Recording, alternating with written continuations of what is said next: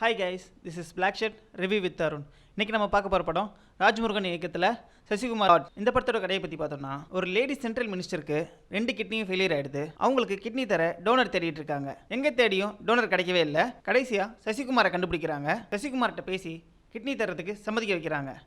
ஆனாலும் இந்தியாவில் ஒரு லா இருக்குது, ரத்த சொந்தங்கள் தவிர யாரும் கிட்னி தர முடியாது. அதனால் இவங்க என்ன பண்ணுறாங்கன்னா, இல்லீகலாக கிட்னி எடுக்கிறதுக்கு ட்ரை பண்ணிகிட்டு இருக்காங்க. இந்த விஷயம் இல்லீகலாக பண்ணுறதுனால வெளியே தெரிஞ்சிடக்கூடாதுன்னு கிட்னியை எடுத்துகிட்டு சசிகுமாரை கொலை பண்ணிடலான்னு முடிவு பண்ணுறாங்க. இந்த விஷயம் சசிகுமாருக்கும் தெரியும். அவர் ஒரு பிளான் பண்ணுறாரு. இந்த கிட்னி திருட்டில் ஆல்ரெடி அவர் பாதிக்கப்பட்டிருப்பார். அதனால் இவங்கள வச்சு அந்த கிட்னி திருட்டை வெளியே கொண்டு வரலான்னு அவர் ஒரு பிளான் பண்ணுவார். இப்போது சசிகுமார் நினச்ச மாதிரி நடந்ததா, இல்லை இவங்க நினச்ச மாதிரி கிட்னியை சசிகுமார்கிட்டருந்து எடுக்கிறாங்களா, ஆப்ரேஷன் நடந்ததா இல்லையா, அதான் இந்த படத்தோட கதை. இந்த படத்தை வெறும் கிட்னி திருட்டா சொல்லாமல், இந்த கிட்னி திருட்டு எங்கேருந்து ஆரம்பிக்குது அப்படின்னு சொல்லணும்னு ஒரு மிடில் கிளாஸ் ஃபேமிலி இதில் எப்படி மாட்டுறாங்கன்னு காட்டியிருப்பாங்க. ஒரு மிடில் கிளாஸ் ஃபேமிலி கிட்டேருந்து இவங்க எப்படி கிட்னியை திருடுறாங்க, அதுக்கு என்ன பண்ணுறாங்க, அது எல்லாமே இந்த படத்தில் டீட்டெயிலாக காட்டியிருக்காங்க. மிடில் கிளாஸ் ஃபேமிலி எல்லாமே கடன் கேட்டு வட்டிக்காரன்ட்ட போவாங்க. அவன் தேவைக்கு அதிகமாகவே கடன் கொடுத்து இவங்கள இந்த அணி ரேப்பில் மாட்ட வைக்கிறான். இந்த படம் ஒரு உண்மைக்கு நெருக்கமான ஒரு படம்.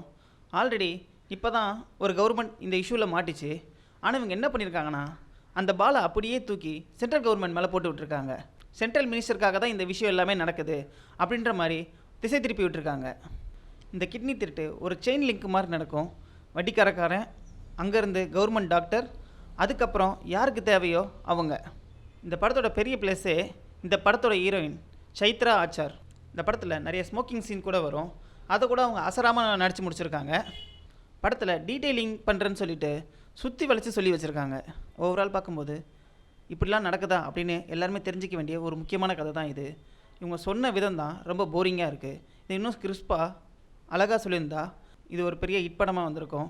இப்போயும் ஒரு ஆவரேஜ் மூவியாக வந்திருக்கு. நீங்கள் வீட்டில் ஃப்ரீயாக இருந்தீங்கன்னா இந்த படத்தை பட்டு ஒரு வாட்டி போய் பாருங்கள். பார்த்துட்டு எப்படி இருக்குன்னு கமெண்ட்டில் சொல்லுங்கள். இந்த வீடியோ பிடிச்சிருந்தா லைக் பண்ணுங்கள், கமெண்ட் பண்ணுங்கள், மறக்காமல் சப்ஸ்கிரைப் பண்ணுங்கள்.